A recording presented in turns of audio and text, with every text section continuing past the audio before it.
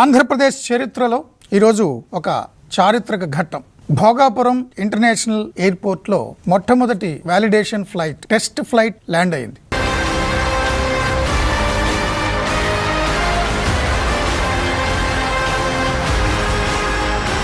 ఇక పూర్తి స్థాయిలో విమానాల రాకపోకలు భోగాపురం ఎయిర్పోర్ట్ నుంచి జూన్ జూలైలో మొదలైపోతాయి.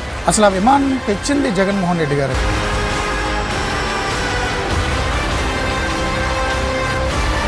జగన్మోహన్ రెడ్డి గారు 2023లో వేసిన పునాదుల వల్లే ఇంత త్వరగా విమానాశ్రయం పూర్తయిపోయింది. 2026 నాటికి ఇక్కడ నుంచే ఇదే భోగాపురం నుంచే విమానాలు ఎగిరే పరిస్థితి వస్తుంది. స్వయంగా జగన్మోహన్ రెడ్డి గారు ట్వీట్ చేశారు. మా పాలనా కాలంలో వేగవంతమైన అనుమతులు సాధించడమే కాదు, ఎయిర్పోర్ట్ నిర్మాణం కోసం భూములు ఇచ్చిన వారి పునరావాసం కోసం, భూసేకరణ కోసం సుమారు 960 కోట్లు ఖర్చు చేయడం ద్వారా ఈ ప్రాజెక్టుకు బలమైన పునాది వేశాం. ప్రాజెక్టుకు సంబంధించిన ప్రధాన పనుల్లో గణనీయమైన భాగం అప్పుడే పూర్తయింది. ఆ రోజు మేము చేసిన కృషి ఇవాళ ఈ కీలక మైలురాయిని చేరుకునేందుకు ముఖ్య కారణంగా నిలిచింది. That is the making of 6-lane Vizag Port Highway and NS16 near Bhogapuram.